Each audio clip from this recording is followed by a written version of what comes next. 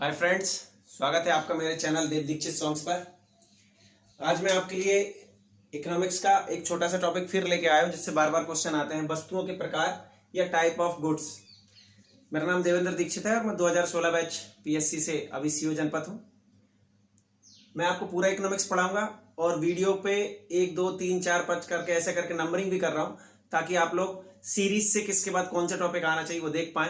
और मैं उम्मीद कर रहा हूं कि अगर आप पूरा इकोनॉमिक्स के टॉपिक देख लेंगे तो संभवतः आपसे 99.9% केसेस में सारे क्वेश्चन आपसे बन जाएंगे, चाहे वो किसी भी एग्जाम का हो, क्योंकि हम फैक्चुअल और कंसेप्चुअल दोनों ही कवर कर रहे हैं। तो चलिए, स्वागत है। उम्मीद है चैनल आपने सब्सक्राइब कर ही लिया होगा, नहीं किया है तो प्लीज कर लें और बेल आइकन जरूर दबा लें ताकि आप तक नए वीडियोस का नोटिफिकेशन पहुंच जाए।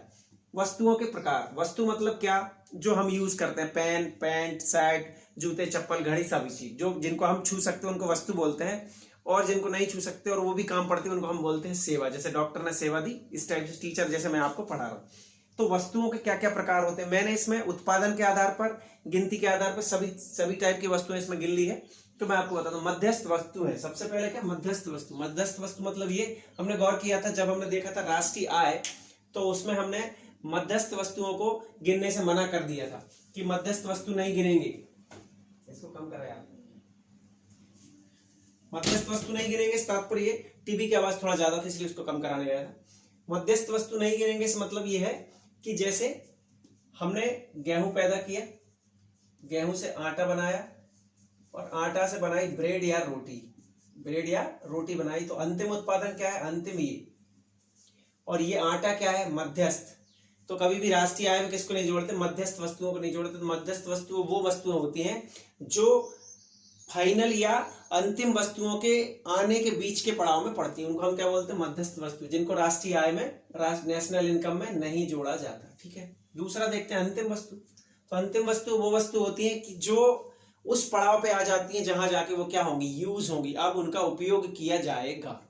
जैसे ट्रैक्टर बनाते हैं तो ट्रैक्टर के टायर को हम अंतर वस्तु नहीं बोलते, ट्रैक्टर में लगेगा और फिर ट्रैक्टर में लगने के बाद क्या होगा? वो यूज होगा। और यदि किसी को सीधा ट्रैक्टर का टायर मार्केट में लाके बेचना है तो अंतिम वस्तु टायर होगा, मतलब जो वस्तु सीधी मार्केट में बिकेगी अब उसी को हम क्या बोलते हैं? अंतिम वस्तु बोलते हैं। अब आया उपभोग वस्तु। उपभोग वस्तु से मतलब ऐसी सभी वस्तुएं जो यूज होने के बाद खत्म हो जाती हैं, उनको हम क्या बोलते हैं? कंज्यूमर गुड्स या उपभोग वस्तु कहते हैं। जैसे ये पेन में यूज कर रहा हूँ, ये पेन कुछ समय के बाद क्या हो जाएगा? खत्म हो जाएगा, यूज हो गया। घड़ी भी टूट टाट के खत्म हो जाएगी, शर्ट भी कुछ दिन के बाद फट जाएगी। इन सब वस्तुओं को हम क्या बोलते हैं? उपभोग वस्तु। वो सभी वस्तु जो क्या हो सकती है? एक समय के बाद खत्म हो जाएंगे, उनको हम सब क्या बोलते हैं? उपभोग वस्तु, जिनका हम उपभोग करके खत्म कर देते हैं। दूसरा कैपिटल गुड्स। कैपिटल गुड्स वो गुड्स होती हैं जिनके उपयोग उपभोग वस्तु बनाने के लिए किया जाता है। तो कैसे, वो समझ लेते हैं। कोई मशीनरी, ट्रैक्टर क्या है? ट्रैक्टर उपभोग वस्तु है, उपभोग वस्तु है, पर काफी समय के बाद ये क्या होगा? खत्म होगा। पर इसका उपयोग हम गेहूं उत्पादन में करते हैं। करेक्ट है, गेहूं उत्पादन में करते हैं। दूसरा, अगर हम ये देख लें कि कोई मशीन है, कोई भी मशीनरी जो आपके फैक्ट्री में लगती है, उस मशीन से हम क्या करते हैं? गुड्स प्रोडक्शन करते हैं, सामान को उत्पादन करते हैं। तो ये जो मशीन है ये भी क्या है? ये कैपिटल गुड्स है, पूंजीगत वस्तु है। ये ट्रैक्टर भी क्या है? पूंजीगत वस्तु। मतलब वो सभी वस्तुएं जो अन्य वस्तुओं के उत्पादन के लिए प्रयोग की जाती है, उन सबको हम क्या बोलते हैं? कैपिटल गुड्स या पूंजीगत वस्तुएं। इस पे बहुत ज्यादा क्वेश्चन आता है, ये प्लीज आप ध्यान रखें। पूंजीगत वस्तु वे वस्तुएं होती हैं जिनका उपयोग अन्य वस्तुओं को उत्पादन करने में किया जाता है। ठीक है। अब देखते हैं साधारण वस्तु। इस साधारण वस्तु को देखने से पहले आपको मार्शल का मांग का नियम समझना पड़ेगा। मांग का नियम समझना पड़ेगा। मार्शल ने एक नियम दिया, इस नियम के बारे में पूछ लेते हैं किसने दिया? किसने दिया? ये मार्शल ने दिया। और मार्शल ने अपने मांग के नियम में कीमत और मांग का संबंध बताया, और उसने ये बताया कि साधारण तौर पर अगर किसी वस्तु की कीमत, यदि वस्तु की कीमत क्या होगी? बढ़ेगी, तो उसकी मांग क्या होगी? घट जाएगी। और इसके अपोजिट, यदि वस्तु की कीमत घटेगी तो उसकी मांग क्या हो जाएगी? बढ़ जाएगी। ये वस्तु की कीमत और मांग के संबंध में जो नियम किसने? मार्शल ने दिया था, उसी को हम बोलते हैं मांग का नियम। समझ में आ रहा है?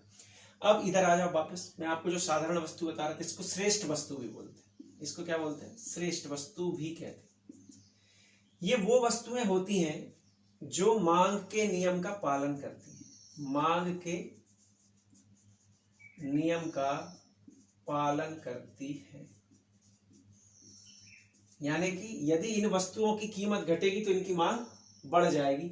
जैसे रेड चीफ का जूता,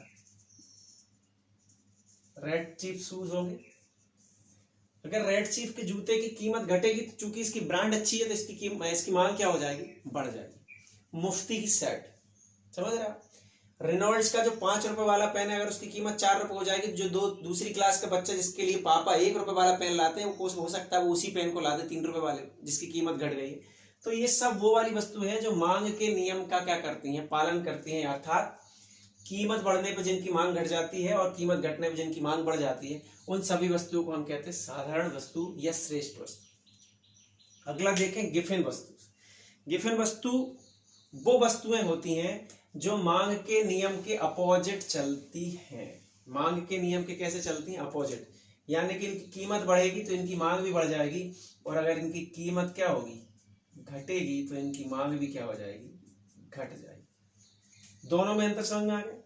ये मांग का नियम का पालन करती है और गिफिन वस्तु मांग की कीमत का पालन नहीं करती। निम्न वस्तुएं क्या होती हैं? निम्न वस्तुएं वे वस्तुएं होती हैं जो व्यक्ति के आय बढ़ने पर उनकी क्या होती? डिमांड में या मांग में क्या हो जाती? कमी हो जाती। अर्थात इंफीरियर गुड्स वो गुड्स होती हैं कि यदि व्यक्ति की आय बढ़ती है तो उनकी कीमत घट जाती। जैसे आपने देखा होगा चावल 2 तरह के होते हैं, एक पूरा चावल होता है और एक होती कनकी। हमारे यहाँ इसको कनकी बोलते हैं, जिसको हम और ब्रैकेट में टूटा चावल, इसको हम क्या बोल सकते हैं? टूटा चावल। सस्ती चप्पल, क्या? सस्ती चप्पल या सस्ता जूता। इससे अभी मैं आपको समझा देता हूँ। सस्ता जूता, चप्पल। इंफीरियर गुड्स, इन तीनों को देख ले रहे हैं। इन तीनों, ये तीनों ही काय के एग्जाम्पल है? निम्न वस्तुओं के एग्जाम्पल है। यदि जिस व्यक्ति की प्रति माह इनकम थी 5,000 रुपए, वो टूटा चावल खाता था, सस्ता चावल, सस्ती चप्पल पहनता था, सस्ता जूता पहनता था, सस्ती शर्ट पहनता था, ठीक है। अब उसकी प्रति माह आय हो गई है 15,000 रुपए। तो आप बताओ, ये जो आदमी था इनमें से कितनी चीज को बदलना चाहेगा? उसकी जैसे जैसे आय बढ़ेगी उन सारी चीज को बदल देगा। टूटे चावल की जगह अच्छा चावल खाएगा, सस्ती चप्पल जूते की जगह रेड चीफ का चप्पल जूता या लखानी का या जो भी ब्रांड होगा थोड़ा ठीक है, और साधारण शर्ट की जगह रेमंड की या मुफ्ती उफ्ती की शर्ट पहनना क्या करेगा? पसंद करेगा। इसका मतलब ये हुआ कि निम्न वस्तुएं वो वस्तुएं होती हैं जो व्यक्ति की आय बढ़ने पे उनकी कीमत क्या हो जाती? मांग क्या हो जाती? घट जाती। तो उनको हम क्या बोलते हैं? निम्न वस्तुएं या इंफीरियर गुड्स कहते हैं। जब हमने राष्ट्रीय आय पढ़ी थी अभी बीच में, तो काफी लोगों ने कमेंट किया था कि कुछ उनको कंफ्यूजन हो रहा है जीएनपी जीडीपी वगैरह में। तो मैं अभी उसमें से लागत मूल्य और बता दूंगा आपको लोगों को। तो अभी इसी वीडियो में लगातार आप मेरे साथ बने रहें, और चैनल अगर सब्सक्राइब नहीं किया है तो प्लीज कर लें, ताकि आपका पूरा के पूरा इकोनॉमिक्स में कंप्लीट कर पाऊं। सब्सक्रिप्शन बढ़ जाता है तो मुझे भी उम्मीद रहती है कि हाँ शायद कुछ लोग वीडियोस देख रहे हैं। सिंपल। अब आगे देखते हैं स्थापन्न वस्तु या सब्स्टिट्यूट गुड्स। वैकल्पिक या अल्टरनेटिव या प्रतिस्पर्धी मतलब कॉम्पिटिटिव। एग्जैक्टली बहुत ज्यादा माइन्यूट करें, बहुत ज्यादा अंदर घुस के देखें, तीनों अलग अलग है। पर जितना हमसे पूछा जाता है एग्जाम में, उसका मतलब ये तीनों एक जैसी होती है। मैं एक ही बार में तीनों का कंसेप्ट क्लियर कर दूंगा। बस एक छोटी सी लाइन में इसके नीचे लिखी, वो आप देख लें कि एक के स्थान पर दूसरा प्रयोग हो जाता है, उसको हम क्या बोलते हैं? सब्स्टिट्यूट। सब्स्टिट्यूट मतलब ये होता है, आपने कबड्डी खेली होगी, क्रिकेट तो देखते ही होंगे, जब कोई एक खिलाड़ी हट हो जाता है, रिटायर हट, तो जब उसको लग जाती है तो उसके बदले में दूसरा आदमी को हम क्या करते हैं? वहां पर खेलने के लिए बुला लेते हैं। इसका मतलब ये हुआ कि हमने उसको सब्स्टिट्यूट कर दिया, एक के बदले में दूसरा लिया है। तो ऐसी वस्तुएं भी होती होंगी, ऐसी क्या होती होंगी? वस्तुएं भी होती होंगी, अल्टरनेटिव वस्तु, एक के विकल्प पे दूसरी, या स्थापन्न वस्तु, एक के स्थान पर दूसरी वस्तु को रखा जा सके। इन सब वस्तुओं को हम क्या बोलते हैं?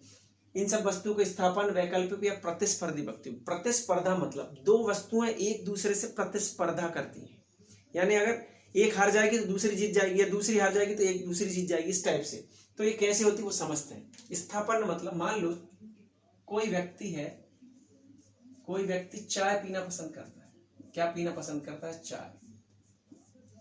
अब इस चाय की कीमत क्या हो रही है? इस चाय की कीमत बढ़ी और बढ़ी, फिर 2 डंडे मतलब ज्यादा बढ़ गई। जब इसकी ज्यादा कीमत बढ़ गई चाय की, और ये व्यक्ति अब चाय पीने में क्या है, चाय पीने में सक्षम नहीं बचा, मतलब उसकी आय इतनी नहीं है कि वो चाय पी सके, तो वो क्या करेगा, चाय के बदले में दूसरा कोल्ड ड्रिंक पीने, कोई हॉट ड्रिंक पीने का प्रयास करेगा। तो वो चाय से शिफ्ट हो जाएगा किसकी तरफ, कॉफी की तरफ। किसकी तरफ शिफ्ट हो गया, कॉफी की तरफ। इसका मतलब उसने चाय के स्थान पर कॉफी का प्रयोग किया। मतलब ये दोनों वस्तु आपस में कैसी वस्तु हो गई, स्थानापन्न, एक के स्थान पर दूसरी, या एक के विकल्प पर दूसरी, वैकल्पिक। इसके स्थान पर उसने क्या कर लिया, ये अगर पेप्सी का रेट बढ़ा तो उसने कोका कोला पीना चालू कर दिया। समझ रहे हैं, कोका कोला उसने क्या पीना चालू कर दिया, कोका कोला। मतलब इसके स्थान पर इसका उपयोग, या इसके विकल्प पर इसका उपयोग। अब प्रतिस्पर्धी मतलब समझ लो, कीमत किसकी बढ़ी थी, कीमत किसकी बढ़ी थी, कीमत बढ़ी थी चाय की। फायदा किसको मिला, कॉफी को। कीमत चाय की बढ़ी तो चाय की डिमांड भी क्या हो गई, मांग क्या हो गई, घट गई। फिर किसकी मांग बढ़ गई, मांग कॉफी की बढ़ गई। एक दूसरे से रिलेटेड है, कैसे कि इसकी डिमांड घट रही है, किसकी, चाय की, और कीमत क्या हो रही है, बढ़ रही है। तो इसका इफेक्ट इस पे नहीं पड़ के किस पे पड़ रहा है, कॉफी पे पड़ रहा है, कि कॉफी की मांग बढ़ रही है अपने आप। तो इसी को बोलते हैं प्रतिस्पर्धी वस्तुएं। मतलब एक से दूसरे का प्रतिस्पर्धा अपने आप चलते रहती है, इसको हम बोलते हैं प्रतिस्पर्धी वस्तु, या स्थानापन्न, वैकल्पिक, या प्रतिस्पर्धी वस्तु। इसको आप याद रखें, बहुत ज्यादा पूछा जाता है। अगला एक और लास्ट वन देखते, पूरक वस्तुएं क्या होती है। प्लीज वीडियो अच्छा लग रहा हो तो शेयर जरूर कर दें। पूरक वस्तु क्या होती है, पूरक परीक्षा दी होगी सप्लीमेंट्री, जब फेल हो जाते हैं तो फिर क्या करते हैं, एक और पेपर दिलवाते हैं। एग्जैक्टली वो एक और पेपर नहीं होता, वो उसी का पेपर होता है जिसमें हम फेल हुए थे। यानी एक के बिना दूसरा नहीं चलता है। यदि आप पेपर में फेल ही नहीं होते तो आपकी सप्लीमेंट्री नहीं होती, यदि फेल हुए तो फिर सप्लीमेंट्री भी होगी। यानी एक के बिना दूसरा नहीं चल सकता। कॉम्प्लीमेंट्री कैसे होते हैं, एक सप्लीमेंट्री होता है, कॉम्प्लीमेंट्री। तो कॉम्प्लीमेंट्री देख, अगर आपने सुई ली तो सुई अकेली काम तो करती नहीं, इसके साथ आपको धागा क्या करना पड़ेगा, लेना पड़ेगा, तभी ये काम करेगी। यानी इसकी कॉम्प्लीमेंट्री क्या है, धागा, या धागा का कॉम्प्लीमेंट्री क्या है, सुई। यानी दो वस्तुओं का ऐसा जोड़ा जो एक दूसरे के बिना चल नहीं पाए, उसी को हम क्या बोलते हैं, कॉम्प्लीमेंट्री या पूरक वस्तुएं बोलते हैं। और दे सकते हैं, इंक वाला पेन रहता है, इंक वाला पेन, तो ये पेन है ना, बिना स्याही के काम नहीं करेगा, क्योंकि जब तक इस पेन में स्याही नहीं डलेगी काम नहीं करेगा, या इस स्याही के लिए पेन नहीं होगी, रखी रहेगी। तो समझ में आ गया होगा आपको, इसको बोलते हैं हम पूरक वस्तुएं। ये तो थी वस्तुओं के बारे में बात। अब जो लोग वीडियो पूरा देखते हैं उनके लिए मैं राष्ट्रीय आय वाला वो टॉपिक निकाल दे रहा हूं जिसको बोलते हैं लागत मूल्य। लागत मूल्य पर राष्ट्रीय आय का मतलब क्या। हम जब फैक्ट्री से सामान निकालते हैं, पार्ले जी का एग्जांपल मैंने आपको दिया था, तो वो असल में बिना टैक्स के होता है, बिना सब्सिडी के होता है, यानी फैक्ट्री की वो लागत जो सामान को बनाने में लगती है, उसे ही हम क्या कहते हैं, फैक्टर कॉस्ट या साधन लागत या मूल लागत, इसी को हम क्या बोलते हैं, मूल लागत। अगर मार्केट में पार्ले जी की कीमत 5 है, 1 रुपए उस पर क्या है, टैक्स है, तो इसकी कुल कीमत कितनी है, 4 रुपए। यानी 4 रुपए इसकी फैक्ट्री में बनने की कीमत है, और यही इसकी क्या है, साधन लागत है। यानी मार्केट प्राइस से साधन लागत अलग होती है। मार्केट प्राइस में टैक्स जुड़ा रहता है, सब्सिडी घटी रहती है, और मुनाफा जुड़ा रहता है। जबकि साधन लागत में सब्सिडी ना जुड़ी रहती ना घटी रहती है, टैक्स ना जुड़ा रहता ना घटा रहता है, मुनाफा ना जुड़ा रहता ना घटा रहता है। वो वही कीमत होती है जिसपे ओरिजिनल वो गुड्स बना है, तो उसको हम क्या बोलते हैं, साधन लागत। उम्मीद है आपको वीडियो पसंद आया होगा। यदि वीडियो पसंद आया तो प्लीज सब्सक्राइब करके इसको शेयर कर दें ताकि और भी लोगों तक ये पहुंच पाए। Thank you so much.